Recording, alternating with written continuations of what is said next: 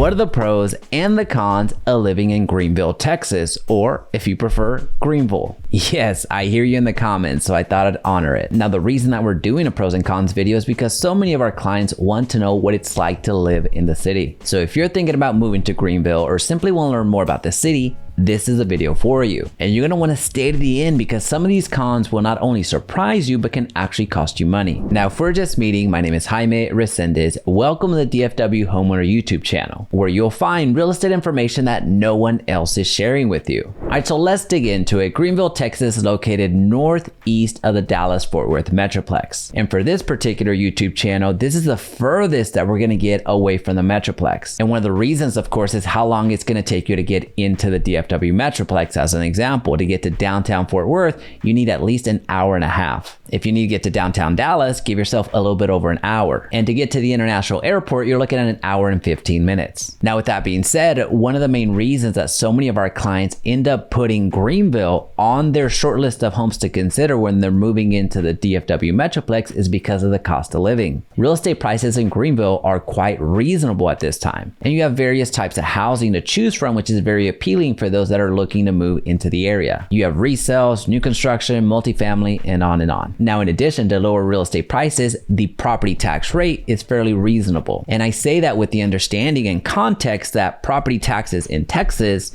are on the higher end when you compare it nationwide. But just to be clear, we're not comparing nationwide, we're comparing Greenville to other similar cities throughout the metroplex. Now, another pro in Greenville's favor is the small town feel. Now, why does it feel like a small town?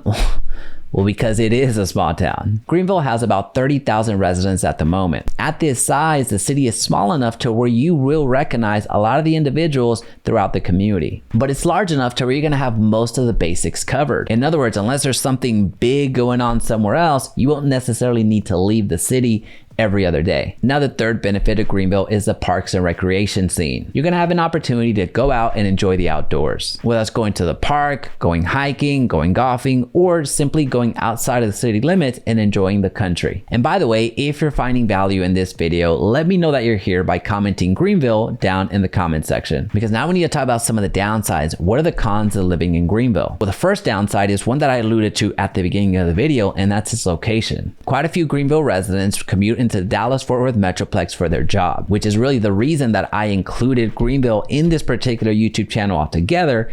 And it's also one of the reasons that I put the location as a con, because if there was no relationship with the Dallas-Fort Worth metroplex, it absolutely wouldn't be on the con list because there'd be no reason to. So given that backdrop, you're looking at a lengthy commute, which can get extended dependent on the traffic because of rush hour traffic or construction on the road or an accident on the road. Your commute time can get fairly lengthy, and there's really no public transportation to speak of. So that means you need a reliable vehicle to help you get around. Now, another con to living in Greenville is the extreme weather. When there's severe weather in the area, you will hear it, you will feel it, it will impact you. So just expect that when there's rain, there's going to be a good amount of rain. So watch out for flood warnings. In fact, right now, the moment that I'm recording this video, there's a flood warning outside. Now, you can also count on high winds, on hail, on tornado warnings, basically extreme weather. So just be mindful of that. There's nothing that you can do to prevent it. However, there are things that you can do to prepare, such as getting adequate insurance. Now, the third downside of Greenville is the higher crime rate. When you compare Greenville's crime rate to other cities in the metroplex that are similar in size,